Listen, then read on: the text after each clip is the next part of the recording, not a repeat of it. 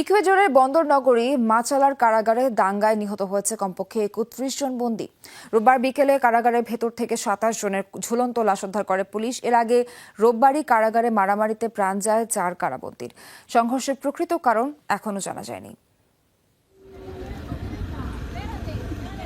আবারও রক্তাক্ত ল্যাটিন আমেরিকার দেশ ইকুয়েডরের কারাগার।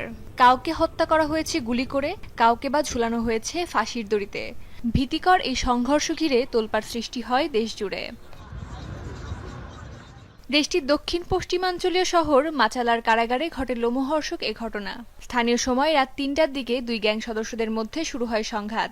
এক পর্যায়ে তার রূপ নেয় সশস্ত্র দাঙ্গায়। এ সময় বন্দীদের হাতে ছিল ধারালো অস্ত্র, লাঠি, এমনকি বন্দুকও।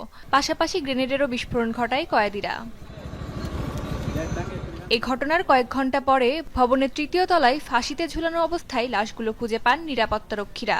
ধারণা করা হচ্ছে কিছু বন্দীকে নবনির্মিত কারাগারে স্থানান্তরের পরিকল্পনার কারণে এই সংঘর্ষের সূত্রপাত হয়।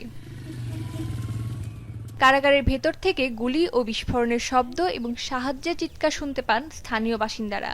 ছুটে আসে বন্দীদের স্বজনরা। ভেতরে অস্ত্র কিভাবে থাকে? আমরা যখন জিনিসপত্র নিয়ে আসি পুলিশ সবকিছু পরীক্ষা করে, এমনকি পানির বোতলও। তাহলে ভেতরে অস্ত্র ঢোকে কিভাবে? কিভাবে তারা একে অপরকে হত্যা করলো? অপরাধপ্রবণ ইকুয়েডরে কারাগারে এমন দাঙ্গা আর প্রাণহানির ঘটনা ঘটে আসছে বছরের পর বছর ধরে। গেল কয়েক বছরের হিসাবেই একাধিক দাঙ্গা এবং গ্যাং সংঘর্ষে শত শত বন্দী নিহত হয়েছে দেশটির বিভিন্ন কারাগারে। অস্মিতা বিশ্বাস, যমুনা নিউজ।